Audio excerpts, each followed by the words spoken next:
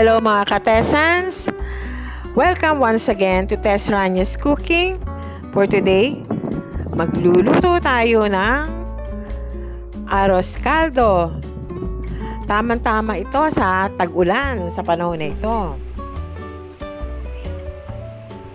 So, ito mga ingredients sa ating mga gagamitin. 1 kilo of chicken.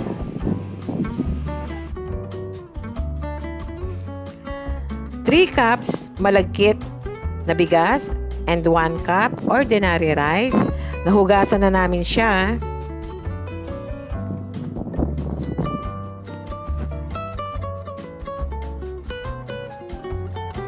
Ginger, onions, chopped garlic, dahon ng sibuyas as part of our toppings later on, 2 teaspoons of ground black pepper, toasted garlic. Na-toast na namin siya a while ago at napakabango niya. Hard-boiled eggs. Isa rin sa ating toppings later on. And of course, our favorite toppings too, chicharon. Patis to taste.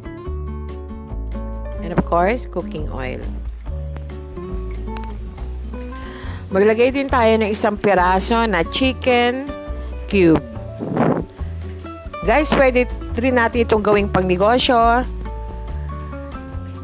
So, may comfort food na tayo. Pwede din natin siyang gawing source of income. Pwede tayong magtinda ng ating arroz caldo. So, in a while, mag-umpisa na tayo sa ating arroz caldo recipe.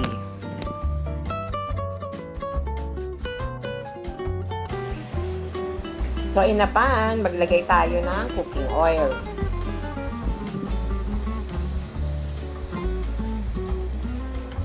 So, painitan muna natin ang ating mantika.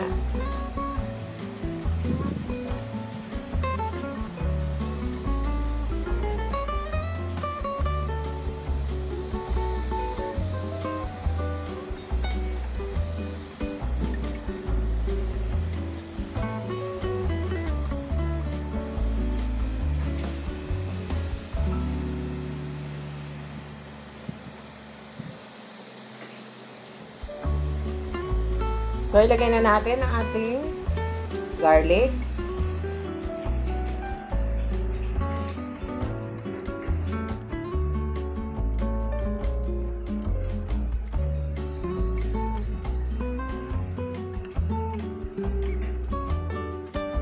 Ating ginger. Gusto kong mag-gisa talaga ng ganitong mga aromatic ingredients na gaya ng bawang, sibuyas, onions. Napakabango niyan. Nakakagutom. And then, sunod natin ang ating onion. Pwede rin tayo gumamit ng white onions kung wala tayong red onions. For me, mas gusto ko ang flavor ng red onion. So, isutay natin maigi ang ating mga aromatic ingredients na nagpapasarap sa ating arroz caldo. So, gisa-gisa guys.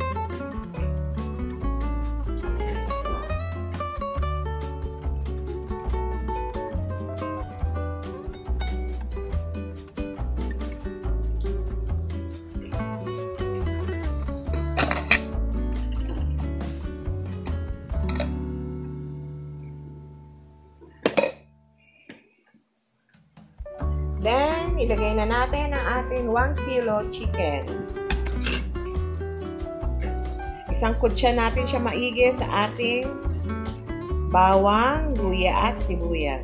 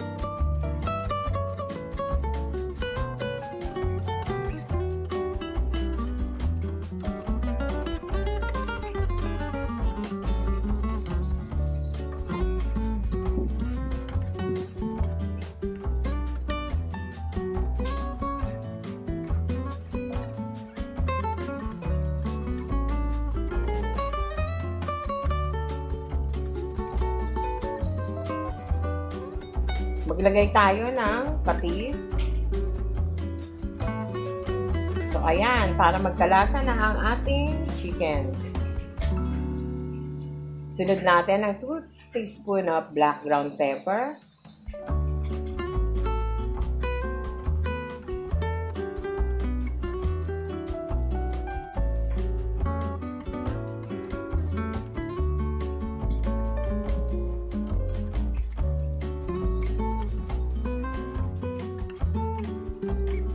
So, haluin lang natin maigi para mag-combine lahat ang mga ingredients na inilagay natin sa ating pan.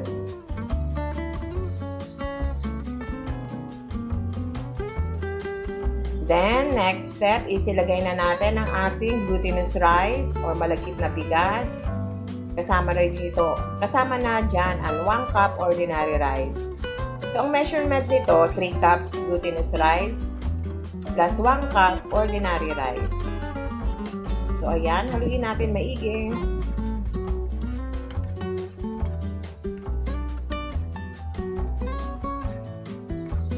Let us mix well.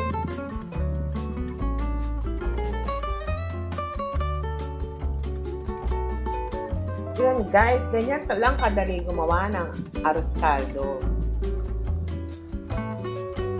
Easy to prepare.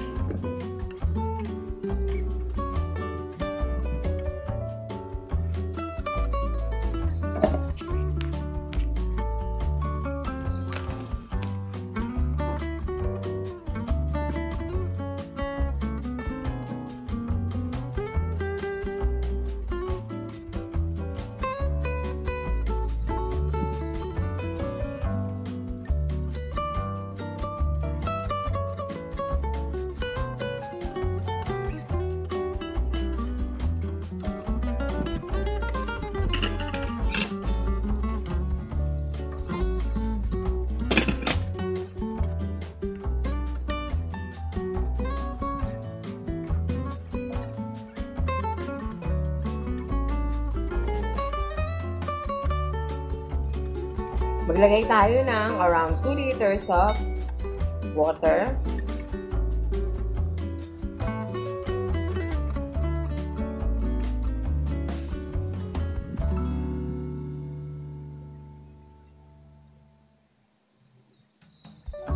So, i-mix natin ulit maigi.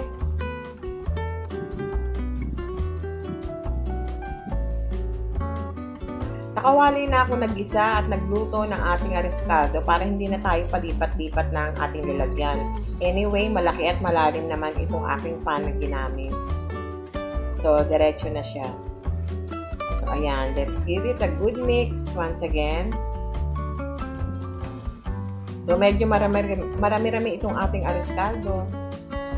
Up to sawa na naman ang mga family members ko. So, ayan, halo-halo lang.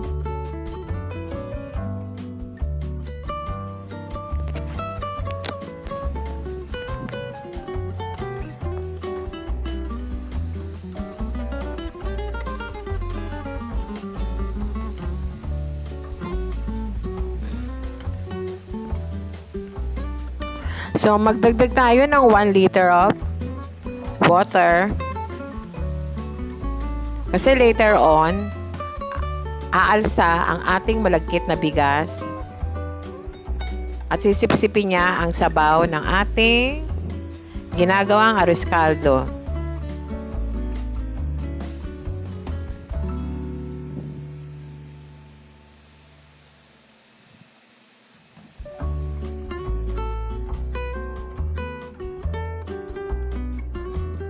So, let's give it a good mix. So, kailangan natin siyang takpan para madali siyang kumulo at umambot ang ating chicken at glutinous rice. So, takpan natin siya for around 30 minutes.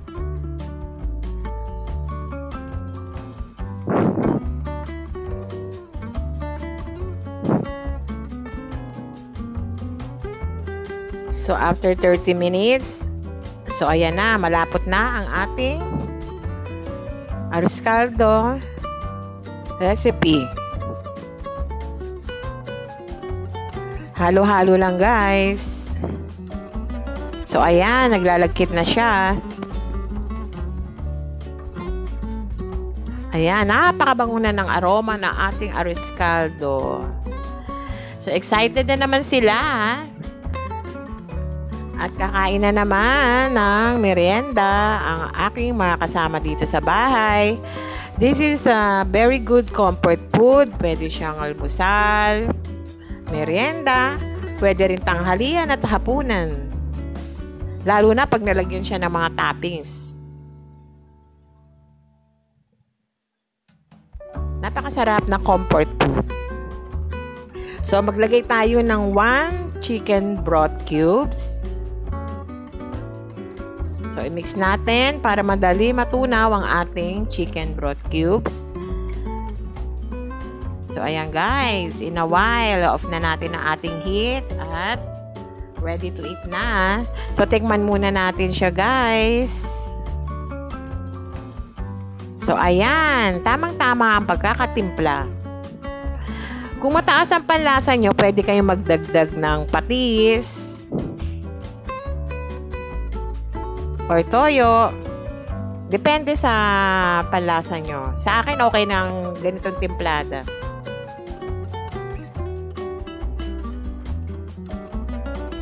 Besides, may senior citizen dito sa amin. Bawal ang maalat sa kanila. So, ayan guys. Ready for tasting na tayo. Pero, syempre, lalagyan muna natin siya ng ating toppings. So, ayan ang ating hard-boiled eggs. Then, maglagay din tayo ng ating dahon ng sibuyas. And of course, ang pampasarap na toasted garlic. Napakabango niyan.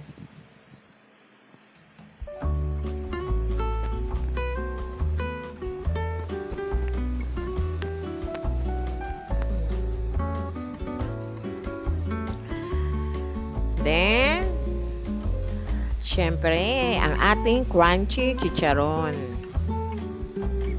Ayan guys, sampa kayo. Toppings pa lang, busog na kayo.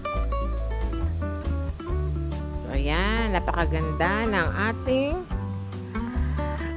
food preparation. Upgraded ang ating arroz caldo sa sobrang dami ng toppings niya. So, ayan guys, di ba? Napakaganda ng ating arroz caldo. Toppings pa lang, panalo na. So, ayan, syempre, titikman na natin.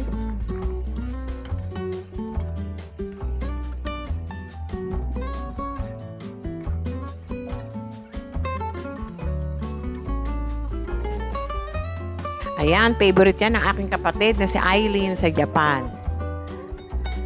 So, ikakain na lang kita, Eileen.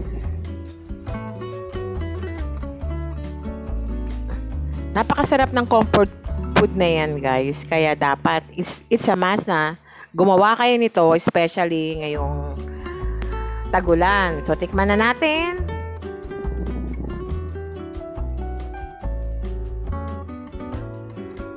So, ayan, sarap. Malagkit-lagkit ang ating arroz caldo.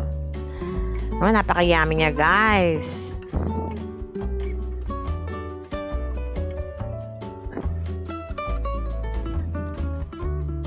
Sarap niya, guys. So, gawa na kayo nito. Oy, kakain na lang kita, Eileen, ha. Alam ko kasi favorite mo to. Si Tom nga, ating fur baby. Panay ang iyak. Gusto makishare. Gusto makitaste test. Taste test sa aking arroz caldo. Mamaya later, bigyan natin si Tom Tom. So, ayan guys, ang sarap. Baka mauubos ko lahat to. So, So, yung mga nasa likod ko, pwede na kayo sumandok dyan na arroz caldo at maglagay na rin kayo ng inyong toppings.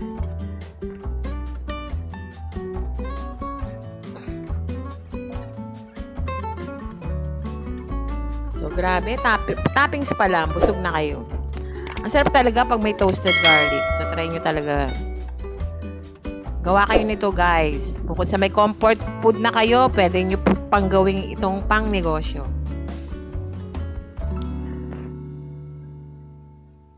Sipag at tiyaga lang puhunan sa ganitong recipe. So, actually, madali lang naman siya talaga gawin eh. Kahit na mga teenager or mga age 15, pataas, kayang-kaya nito gawin dahil napakasimple lang ng preparation niya.